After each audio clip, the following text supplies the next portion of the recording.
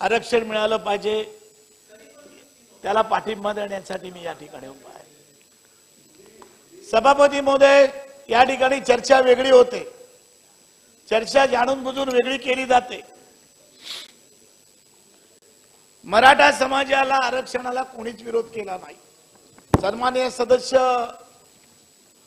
अनिल परब यांनी जी भूमिका या सभागृहात मांडली ती बरोबर आहे, खरी चर्चा या सभागृहात व्हायला नाही पाहिजे।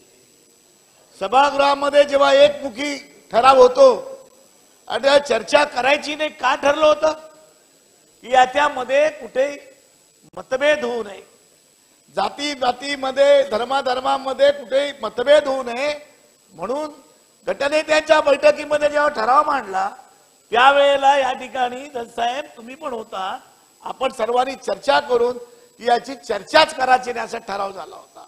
पहिला माझा आक्षेप आहे ही चर्चा या दोन्ही सभागृहात होतीये ती चुकीची आहे। त्याच्यामुळे तणाव कमी होण्यापेक्षा तणाव वाढतोय या राज्यामध्ये। सभापती महोदय, इतिहास आहे हे आरक्षणाच्या बाबतीत बाबासाहेब आंबेडकरांनी जे संविधानामध्ये जे आरक्षण ठेवलं होतं, घटनेमध्ये फक्त दोनच आरक्षण आहेत, अनुसूचित जाती आणि अनुसूचित जमाती। त्याच्यामध्ये बदल कधी झाला? बदल झाला मंडल आयोगाची अंमलबजावणी करण्यामध्ये। सभापती महोदय, स्वातंत्र्यानंतर कालेकर समितीचा अहवाल नेमला। सभापती महोदय, हा इतिहास आहे आणि त्या आरक्षणाच्या आंदोलनामध्ये काम करणारा मी एक कार्यकर्ता आहे आणि या ठिकाणी खऱ्या अर्थानं ओबीसीला जे आरक्षण मिळालेलं आहे ते व्हीपी सिंगांनी दिलं। जेव्हा मंडल आयोगाची स्थापना या मंडल आयोगाचा अधिकार दिला 1961 साली, ज्या वेळेला कालेकर समितीचा अहवाल ओबीसीला आरक्षण द्यावं म्हणून मांडला होता, पण त्यावेळेला कालेकर समितीने जो अहवाल दिला त्याच्यामध्ये ओबीसी सगळा अहवाल ओबीसीच्या बाजूने लिहिलाय। मला वेळेला मर्यादा आहे म्हणून मी बोलत नाही, सगळा अहवाल जो आहे तो ओबीसीच्या बाजूने लिहिला। शेवटी सर्वांनी विशिष्ट लोकांचा दबाव आल्यामुळे झालेल्या अहवालामध्ये बदल केला आणि त्यांनी शेवटी एक लाईन लिहिली आणि त्याच्या विरुद्ध लाईन लिहिली। शेवटी हा मान्य नाही, त्याच्यात बदल झाला। सभापती महोदय, काय मी रिपीट करत नाही बाकीच्यांची चर्चा, परंतु मी हे तुम्हाला सांगतो, जयप्रकाश नारायणांनी ज्या वेळेला आंदोलन केलं आणि इंदिरा गांधींच्या विरोधात संपूर्ण क्रांतीचं आंदोलन केलं, ज्या आंदोलनामध्ये आम्ही पण होतो आणि आणीबाणीनंतर त्याला त्यावेळेला त्या आंदोलनाला आणीबाणी उठल्यानंतर आणखी धार आली आणि माननीय जयप्रकाश नारायणांनी त्यावेळेला एक घोषणा केली आणि त्यांनी ओबीसीच्या मुळे त्यावेळेला सत्ता परिवर्तन झालं। इंदिरा गांधीचा पराभव करणं एवढं सोपं काम नव्हतं, एवढ्या वर्षाची काँग्रेस हे एवढं सोपं काम नव्हतं। त्यांनी एकच काम केलं, कालेकर समितीचा अहवालाची तरतूद आणि शिफारसी आम्ही लागू करण्याचं आश्वासन जयप्रकाश नारायणांनी दिलं आणि नुसतं बोलले नाही, पिछड़ा मागे 100 में 60 त्यांची घोषणा होती की पिछड़ा मागे 100 में 60। लोहियांनी आधी सांगितलं, पण त्या आणीबाणीनंतर ज्या वेळेला कुठली घोषणा पहिली होती की पिछड़ा मागे 100 में 60 आणि बिहार उत्तर प्रदेश मध्ये पिछड़ा सगळा धुवून काढून त्यावेळेला काँग्रेसचा पराभव झाला आणि म्हणून पण त्याच्यामध्ये सगळ्यात याच्यात योगदान आहे आणि काम करण्याचं काम कोणी केलं तर व्हीपी सिंगांनी केलं। व्हीपी सिंगांनी जेव्हा सांगितलं आणि मंडल आयोगाची अंमलबजावणी करण्याचा निर्णय घेतला त्यावेळेला जनता पक्षामध्ये असलेला अंतर्गत बीजेपीने त्याला विरोध केला, त्यावेळेच्या जनसंघाने विरोध केला आणि त्यांनी म्हटलं बीजेपीचा त्यावेळेला नाही, बीजेपी झाली होती 80 साली, जनसंघ 77 पर्यंत होता आणि त्यांनी सांगितलं हे आम्हाला मान्य नाही, मंडल आयोगाची अंमलबजावणी आम्हाला मान्य नाही, आम्ही सत्तेतून बाहेर पडू. आणि मग काय केलं? व्हीपी सिंग म्हणाले मला पंतप्रधान पद गेलं तरी चालेल, परंतु मी मंडल आयोगाची अंमलबजावणी करणारच. कारण 77 आश्वासन दिलं, पण मोरारजी देसाई पंतप्रधान होते. मोरारजी देसाईंनी सांगितलं ही अंमलबजावणी खाली ठेवा. आणि पुन्हा ज्यावेळेला व्हीपी सिंगांचं जेव्हा 84 सालच्या निवडणुका झाल्यानंतर त्यांनी ही घोषणा केली आणि त्या घोषणेच्या जीवावर सत्ता परिवर्तन झाली. पण त्याच्यामध्ये बीजेपी पण होती, बरोबर. परंतु त्यावेळेला हे तुम्ही मागचा हिशोब केला नाही, त्याच्यामध्ये मोठं योगदान आहे आम्हाला जे दिलं ते. कारण मंडल आयोगाच्या विरोधी पक्ष नेते मंडल आयोगाची अंमलबजावणी करायची, याच्यामध्ये आम्ही 1 नंबरला होतो विरोधी पक्षात, शेका पक्ष इथे 80 सालापर्यंत. आणि सर्व पुढारी पण मराठ्यांचं आणि मराठे ओबीसी साठी लढतात म्हणून टीका झाली. मराठवाड्यात सेना का वाढली? सेना का वाढली? हा प्रवीण दरेकर विद्यापीठाला नाव शेका पक्ष ज्या वेळेला पवार साहेबांचं पुलोत झालं त्यावेळेला शेका पक्षाने अट घातली, किमान समान कार्यक्रम, सरकारची 15% शेतकऱ्यांची कर्जमाफी, बाबासाहेब आंबेडकरांचं नाव आणि त्या ठिकाणी मंडल आयोगाची अंमलबजावणीची शिफारस, त्या गोष्टी त्यावेळेला झालेल्या आहेत. हा इतिहास आहे, इतिहास आहे. पवार साहेबांनी त्याच्यात मोठं योगदान आहे. पवार साहेबांनी त्यावेळेला मोठं योगदान केलं. काय इथे आहे ना, या ठिकाणी पत्रकार बसलेले आहेत, ते वरती बसायचे त्यावेळेला, आम्ही पण त्यांच्याजवळ पत्रकार म्हणून बसायचो, छोटा म्हणून खाली आलो. परंतु ही गोष्ट आहे, इतिहास आहे. सगळ्यात याच्यात जे योगदान आहे हे सगळ्यामध्ये जे आरक्षण वाढलं त्याच्यामध्ये ओबीसीला देण्याचं काम खऱ्या अर्थानं व्हीपी सिंगांनी केलेलं आहे, बरोबर आहे ना. आणि व्हीपी सिंगला सगळे विसरले. व्हीपी सिंग पंतप्रधान गेल्यानंतर तुम्हाला सांगतो, अलिबागला वर्षातून एकदा यायचे आणि 1 महिना राहायचे. आजारी होते, त्यांच्याकडे काय चर्चा करताना, पण तत्वाचा माणूस, त्याला माहिती आहे आपलं सरकार जात आहे. सगळे म्हणतात लालू बिलू, लालू ही वगैरे नितीश कुमार ही समाजासाठी चळवळीत करणारी माणसं आहे, त्याचं वेगळं योगदान आहे, कळलं का. आणि ते विसरले, इतिहास पुसून चाललाय. हे तुम्हाला पण माहिती नव्हतं, मी सांगतो ते. खरं सांगायचं तर हे पण होते ना आमच्या बरोबर लाड, त्यावेळेला मंडल आयोगाच्या वेळेला यांच्या वडिलांनी आम्हाला शिकवलंय. यांचे वडील म्हणजे एनडी पाटलांपेक्षाही विद्वान आणि कडकर माणूस होता, बापूसाहेब लाड, क्रांतिसिंह. नाना पाटलांबरोबर ज्यांनी काम केलं ते तुम्हाला माहिती, तुमचं जवळ आहे. पण यांच्या घरामध्ये अनेक वेळा मी पिठलं भाकरी खाल्ली आणि यांच्या घरामध्ये हे एवढे ऍक्टिव्ह नव्हते. बापूसाहेबांपुढे आम्हाला पण जायची हिंमत नव्हती. पण हा इतिहास आहे आणि हा इतिहास या निमित्तानं कळला पाहिजे नवीन पिढीला. जे मी म्हणतो संपूर्ण महाराष्ट्र बघतोय की आज हा इतिहास खऱ्या अर्थानं आपल्याला कळला पाहिजे. आणि म्हणून मी व्हीपी सिंगांची आठवण करतो. याच्यामध्ये हा वाद करू नये. माझं म्हणणं, मला वाटतं कायदा जो आहे मंत्रिमंडळात किंवा आपण या ठिकाणी जी शपथ घेतो गोपनीयतेची, आपण पण घेतो. आमदार होताना आपण शपथ घेतलेली आहे. त्या शपथीमध्ये काहीतरी बंधन आहेत आपल्याला. आपण काय बोलावं, बाहेर काय बोलू नये बंधन आहेत. आणि मंत्र्यांना जास्त बंधन आहेत. मंत्र्याची पुन्हा शपथ घेतली जाते, आपण घेतलेली आहे. त्याला त्या बंधनामध्ये मंत्रिमंडळाचे निर्णय आणि बाकीचे निर्णय हे तफावत होणारे कोणी केले नाही पाहिजे, हे माझं म्हणणं आहे. आणि ते मंत्रिमंडळाचा निर्णय मंत्रिमंडळ एकमुखाने सामुदायिक जबाबदारी बोलता कधी पण, मग सामुदायिक जबाबदारी सामुदायिक राहिली पाहिजे. नाता भाऊ चुकीचं काय बोलतो, त्यांना बोलण्याचा अधिकार नाही आणि तुम्ही क्रॉस बोलता येत नाही. ते विरोधी पक्षात तिथे गेल्यानंतर बसत नाही, तिथे गेल्यानंतर बंधन आहे. 1 तासासाठी बसतात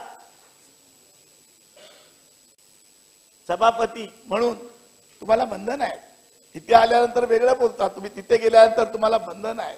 हे लिहून दिले संविधानात बाबासाहेबांनी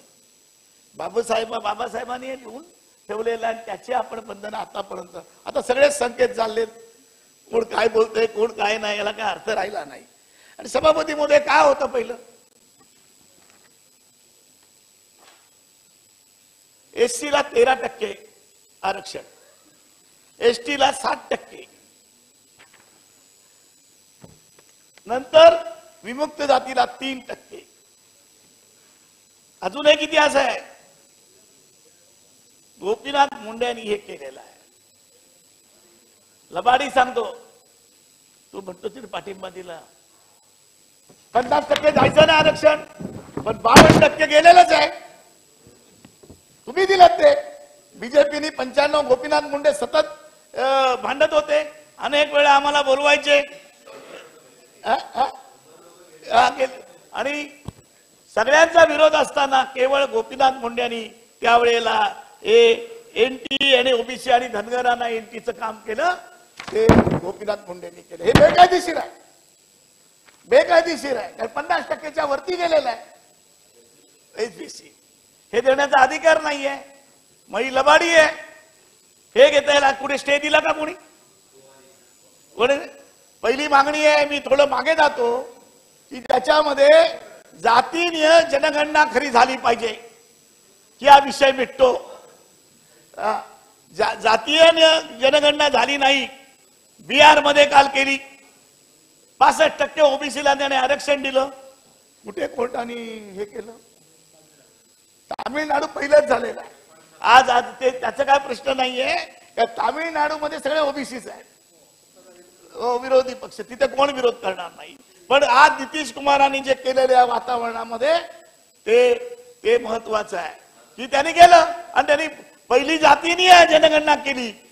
तुम्हाला हे करायचं असेल तर जातीय जनगणना करा आणि मग तुम्ही मराठ्यांना आरक्षण द्या, कोण तुम्हाला वाकडं करू शकत नाहीये. हे मी तात्विक बोलतो, मी चुकीचं बोलत असेल का, मी काय घटनातज्ञ नाहीये आणि एवढा हे नाहीये, पण मला वाटतं जे खरोखर द्यायचं असेल तर द्या. आणि माझं म्हणणं आहे, माझा एक दुसरा नाता भाऊ, माझा दुसरा एक मुद्दा आहे, आर्थिक दृष्ट्या दुर्बल 10% तुम्ही दिलेला आहात, त्याच्या विरोधात तुम्ही सुप्रीम कोर्टामध्ये गेले, लोकांनी ते मानलं नाही. ते पार्लमेंटला अधिकार आहे. 10% वाढवला, 50 60% झाले आपल्याला. एकसारखे ती सहानीच तुम्ही देता, सहानीला काय ते एका केस पुरतं आहे, ते एक द्यायचं नाही म्हणून एक कारण सांगता तुम्ही. मराठ्यांना आरक्षण आपण देऊ शकतो आणि त्या पद्धतीचं काम आपण घेऊ शकतो हे सांगणार आहे. आम्हाला काय विरोध नाहीये, जातीय जनगणना करा, आपलं पण काम होतोय, तुमचं पण काम होतोय, यांना पण बंद होईल. हे म्हणणार एसटी नाही यायला पाहिजे. अरे तुम्ही कुठे, ते आदिवासी आहेत, तुम्ही ठाकूर बोलता, तुम्ही कोळ्यांना देत नाही. कोळी म्हणजे काय, मच्छीमार, असं नाहीये. हे प्रत्येकाच्या सोयीप्रमाणे हे अर्थ लावून याला सगळा स्वतः करून टाकला, असं नाताभाऊ माझं म्हणणं आहे. मी बोलतो ते चुकी नाही. तुम्ही पण मंत्रिमंडळात 95 साली होतात, 95 साली तुम्ही आता, तुम्ही सगळे आले, माझ्या घरी आले होते, गोपीनाथ मुंडे, तुम्ही आणि सगळे, आणि गडकरी साहेब आमच्या घरी आले. आम्ही दिलं देवा, आमच्या पक्षाचा जाहीर तुम्हाला आम्ही अधिवेशन घेऊन पाठिंबा दिला. काँग्रेस तर गव्हर्नमेंट पहिल्यांदा महाराष्ट्रात येते, त्याला आम्ही धक्का लावणार नाही. काटोलच्या अधिवेशनामध्ये आम्ही केलं होतं. मग त्याप्रमाणे तुम्ही आले तेव्हा, अरे पण नाताभाऊच खरे रे. लोढा साहेब तेव्हा राजकारणात आमदार नव्हते आणि लहान होते तेव्हा. हे ह्यानी नेली भाजी बीजेपी वाढवली ना, यांचं काम आहे म्हणून मी त्यांना सांगतो. बीजेपी कोणी वाढवली? मुंडे आणि खडसे आणि गडकरींनी त्यांना साथ दिली. हे आहेत, आम्ही म्हणतो आमच्या बरोबर ते पुलोद मध्ये घ्या, फुलोद मध्ये आम्हाला घ्या म्हणून मुंडेंच्या मी आमदार पण झालो ते मुंडेंच्या आग्रहामुळे, मी कबूल करतो, विचारा, मुंडेंच्या आग्रहामुळे यांच्या जवळ बसायचो आम्ही. आज पण मुंडे खरे लोकनेते होते आणि ओबीसीचे खरे नेते होते. पण त्याच्यामध्ये एकच गोष्ट आहे, मी विसरणार नाही, आपण कधी विसरत नाही. काल चिरंजीवाला सांगितलं आपण विसरत नाही. खरोखर मी म्हणालो बहीण माझी आमदार आहे, बहीण माझी मंत्री आहे आणि दुसरं एका घरात 2-2 कुठे आमदार करायचे माझ्या तत्वात बसत नाही. तर विठ्ठलराव हांडे आमच्या पक्षाचे नेते हे बोटीमध्ये बसले लाकडी आणि मला घेऊन आले आणि माझा फॉर्म भरला पडण्यासाठी. कारण मेजॉरिटी असते तर सगळे इच्छुक असते, 10 मतं आमच्याकडे, पडण्यासाठी मी उभा राहिलो आणि निवडून आलो. पण गोपीनाथ मुंडेंनी मला अपक्ष मत, त्यांनी काही हे केली नाही, बेईमानी केली नाही, पण अपक्ष हर्षवर्धन पाटलांनी मला तेव्हा ओपन पाठिंबा दिला आणि 8-10 मतांनी गेले आणि मी निवडून आलो. पण हा इतिहास आहे. मी सभापती महोदय का सांगतो, याची इथे कुठे चर्चा केली नाही. हा इतिहास आहे. ज्यांनी मोठं केलं नाता भाऊंना आम्ही कधी अनादर करत नाही आणि नाता भाऊ शरद पवारांना पण काही अनादर करत नाही. ते लहान होते ते म्हणायचे, आपण एका कार्यक्रमात गेलो होतो तुमच्या पवार साहेबांच्या सत्काराला एकदा, तेव्हा तुम्ही भाषण केलं 60 वर्ष, तेव्हा ते म्हणाले अरे तू चांगला आहे, तुझं नाव चांगले आहे, तू चांगलं काम करतोस असं मला कळलेलं आहे, जवळ आणि मला सोसायटीचं काम घेऊन गेले होते. आणि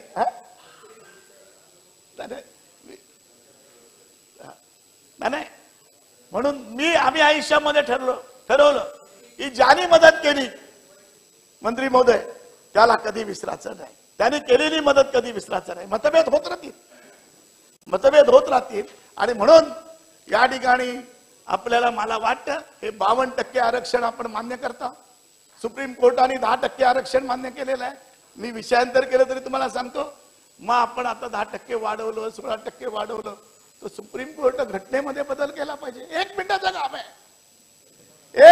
काम आहे पार्लमेंटमध्ये काढायचं आणि 5 मिनिटात ठराव. तसा ह्याच्यावर कुठे चर्चा झाली? आर्थिक दृष्ट्या दुर्बलला 10% पार्लमेंटमध्ये झाली का चर्चा? एक दिवसामध्ये आलं, 3ऱ्या दिवशी राष्ट्रपतींनी सही केली. हा इतिहास आहे. मग फसवायचं कशाला? आणि जाती ओबीसी आणि हे काय वेगळे आहेत का? आणि म्हणून तुम्हाला मी सांगतो, मराठ्यांचं आरक्षण दिलं पाहिजे. राज्यामध्ये ठराव करा जातीय या चर्चेच्या निमित्तानं उत्तर देताना आम्ही जातीय जनगणना करतो. जातीय जनगणना झाली की आपण किती पण आरक्षण वाढवू शकतो. ते नितीश कुमारनी करून दाखवलेलं आहे. नितीश कुमारचे प्रतिनिधी आहेत तिथे, त्याने अभिनंदन केलेलंच आहे. त्याने ते भेटले मला आपल्या मुंबईच्या मीटिंग मध्ये, तर मी त्याला सांगितलं तुम्ही होतात काय ज्या वेळेला सांगितलं आम्ही. माझं काय म्हणणं आहे, हा माझा स्वच्छ आणि स्पष्ट, ह्याच्यात वाद होण्याचं काम आहे का? लाड याच्यामध्ये कुठे लाड साहेब ह्याचा कुठे वाद होण्याचा प्रश्न आहे का? नाहीये. आपण तुम्ही अजिबात जोरात बोलू नका. एकच तुम्ही आश्वासन द्या, तुम्ही पार्टी अंतर्गत त्या ठिकाणी दबाव आणा आणि पार्टी अंतर्गत दबाव आणून तुम्ही सांगा की पार्लमेंटमध्ये करा, आपण जातीय जनगणना करू. तयार आहे. ही पण लबाडी आहे. विरोधी पक्ष नेते, ही पण लढाई तुम्ही मांडलात परवा. मी काल तुम्हाला बरोबर बोलतो म्हणून सांगितलं. जनगणना करायचं म्हणजे काय हो? विधानसभेची 400 पोलिंग बूथ आहेत.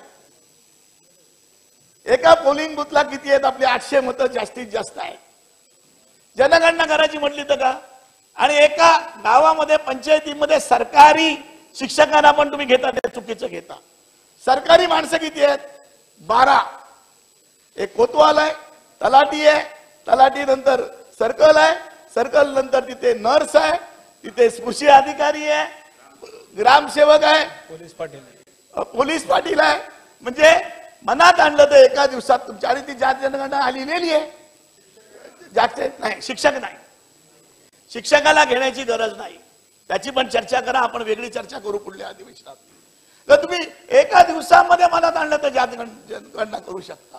सगळं लिहिलेलं आहे ग्रामपंचायत. कोण आगरी जात आहे, मराठा जात आहे, लेवा पाटील आहे, लिहिलेली आहे ग्रामपंचायतीमध्ये आपली जात का नाहीये? तर त्या पद्धतीचं सुरुवात करून जात जनगणना करून मराठ्यांना आरक्षण द्या. सुप्रीम कोर्टात पण टिकत आहे. हे कशाला जाणे?